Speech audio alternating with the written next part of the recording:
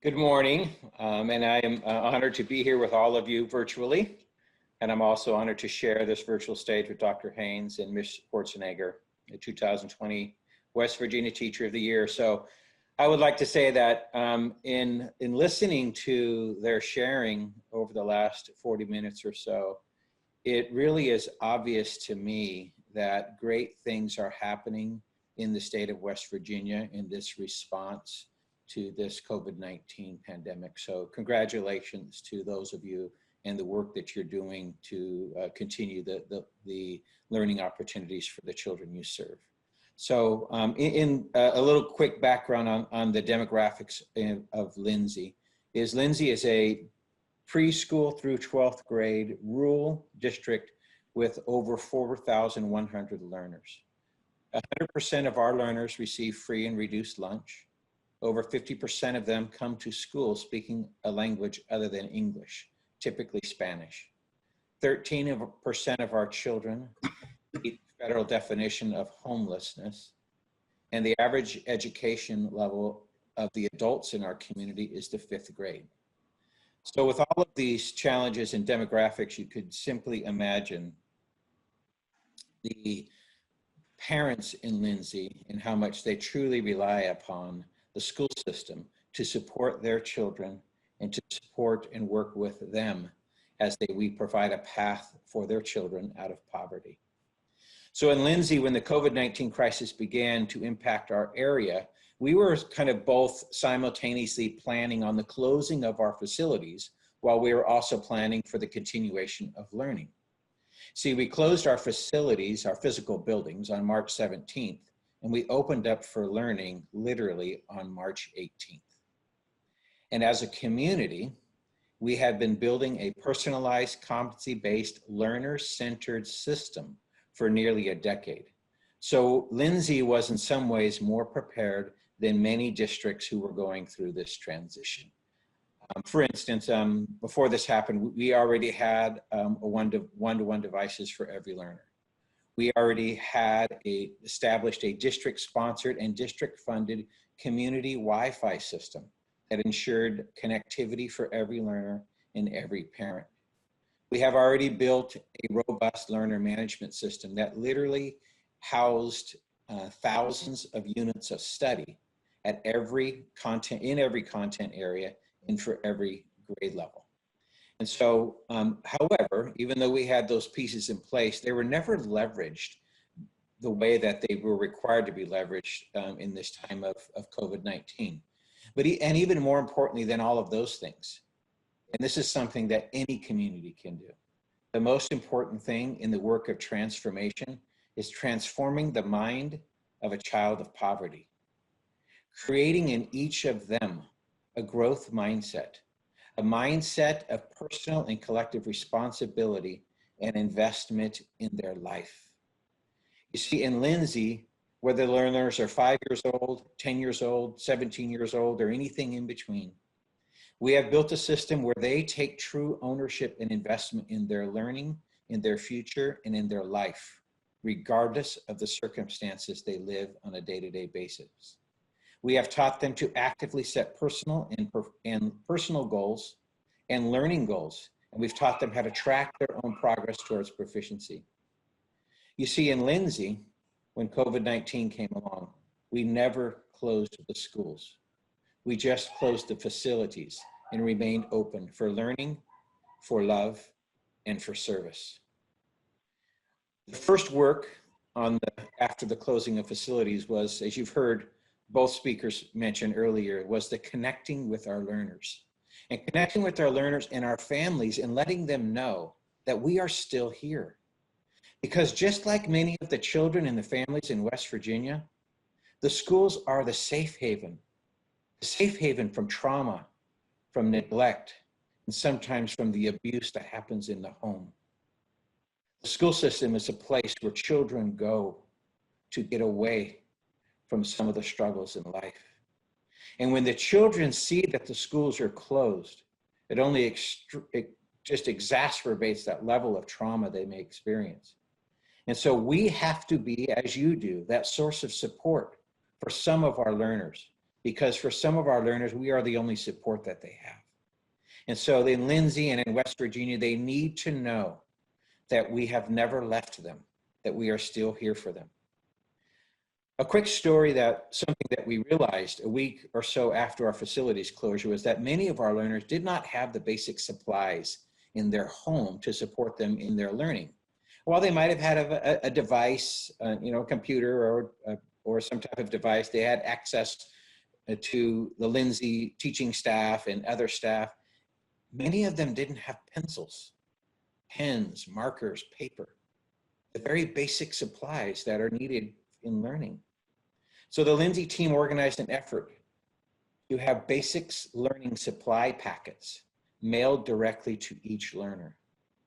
We work with Office Depot, and each learner received their own packet in the mail, and it was addressed directly to them. And the stories of joy and appreciation were absolutely amazing as learners actually got mail that was addressed to them, and then to find that it was the essential materials they needed for this new learning journey. The parents and learners were thankful, but one particular parent went out of her way to videotape a message to express how she wanted to express a message of thanksgiving. With tears in her eyes and through her broken English and with deep sincerity, she expressed how she wanted to help her children and wanted them to be successful. But getting the school supplies was simply not possible economically or because of the closure. So when the packets arrived in the mail and her children opened them, it was like Christmas in the middle of a crisis. A powerful message of a parent who knew that we had never given up on her and never left her or her children. Another early and ongoing part of our COVID journey was to prepare our teaching staff to teach effectively in this remote setting. Within 4 days of our facility closure, we offered a full-day virtual professional learning opportunity, and we had over 28 different breakout sessions.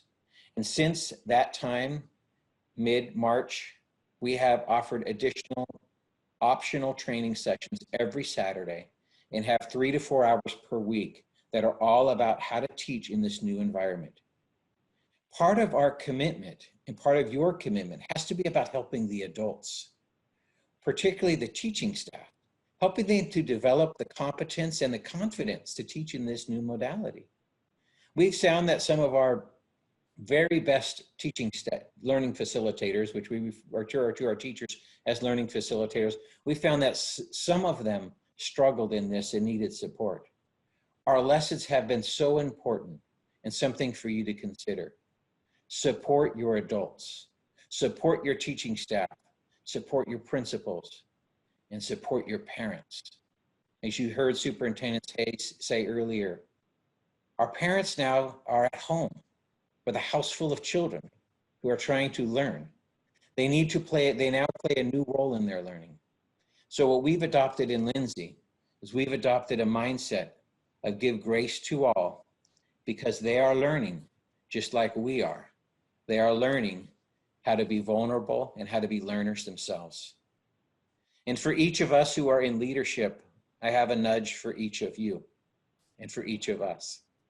We are in positions of influence.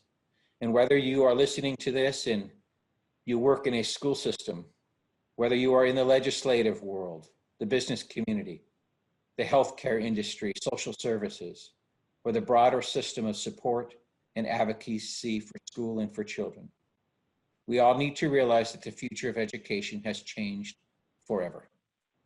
The future of learning for children and adults has been advanced because of this terrible crisis. And now is the time for the leaders at every level of our state, of our communities, in our nation to embrace what it means to be uncompromisingly learner-centered, making every decision based on what is best for the needs of the children we serve. It will require the very best of us. Consider how we will use the lessons of this crisis to transform the learning opportunities for the future. That will include how we will use technology, how will we enroll our parents as the first and most important educators of their children, how we will support our teaching staff to use blended approach to learning, one that includes both face-to-face and virtual learning opportunities. A future of learning that enrolls the community to partner with the schools and embrace our collective responsibility to educate the learners of our communities. And while we do not know what the future will bring, we are planning in Lindsey, and I know you are too. We are planning for opening learning in the fall. And whether that's virtual, face-to-face, or some blend of both, we are committed to providing the ideal learning experience for each of our learners. If you can flip to the pictures that I had sent, if those are not up yet, there they are. Look at these faces. These are the faces of a couple of West Virginia learners. These are the faces that represent the thousands of learners that are counting on you to figure this out. It is time for each of us to deliver on our promise to these children, our promise in our roles as leaders. Give them what they need so that they will advance in life and be successful citizens of your state. Remember the faces of West Virginia's children and the faces of the parents that need you in this time. They need you to support them. This is what this journey is about as a leader. This is what the journey is about more than ever before. And I will close with something that you might remember as the 5 C's during the COVID-19. The first C is community. And while many of us are in isolation, many people are in isolation or in quarantine, this is now the time for building and strengthening community. Building and supporting and sustaining a learner-centered community. This is also about working collaboratively at every level of every organization and throughout our communities to create the ideal learning experience and being responsive to the needs of the children of West Virginia. You will act, and what will be required of you is to act with creativity to solve problems that you may not be equipped to solve. How will you get internet connectivity to every learner? I don't know. How will you get a device in the hands of every learner? How will you guarantee learning every single day? How will your grading practices work? How will your staff be developed? You have to be creative in figuring that out. And will each of us as leaders find the courage to do what is right for our learners, no matter what? And finally, are we deeply committed to never ever giving up on any child or any parent or anyone who needs you now, who needs your leadership now?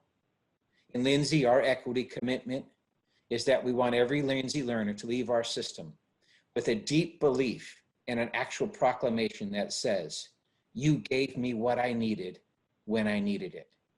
Will the children of West Virginia look back at this time and look back at each of you in leadership roles and say, you gave me what I needed when I needed it. Thank you. Superintendent Rooney, thank you so much for those incredibly powerful stories. We truly appreciate your insight. Our first question for you is, how do you support your English learners, especially those families that do not speak English at all?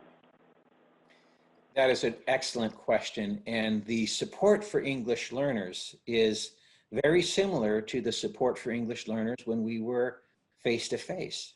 And the reason is because we know that in order to support English learners, we provide language scaffolds, we provide visuals, we meet them where they are in their language development. We provide them with opportunities to practice their language. We have them set goals around what words they're going to read, what levels they're going to get to in their language development. And we provide them with those opportunities. And we even put them in sometimes into programs that are specifically designed, computer programs that are designed to advance their language skills. And so we did all of that when they were here, when they were face-to-face with us. Now we do that virtually, sometimes with a videotaped lesson that they looked at, but sometimes with the face-to-face, one-on-one, or face-to-face small group language practice. What we found is some of our English learners who were sometimes most quiet in a physical setting have actually blossomed in this virtual setting. For whatever reason, some of the barriers or the insecurities that might have faced them because they were worried about not fitting in, some of them now are actually blooming because they're in their home environment and they're being connected to virtually and feel more successful. Hope that's helpful. Yes, that was very helpful. Thank you so much. Our last question for you, Superintendent Rooney, is that you mentioned it is important to support the adults through this time. Can you talk about some of your strategies that you use to get parents active and participating in their child's education? Yeah, so one of an essential strategy is to make personal connections with those parents.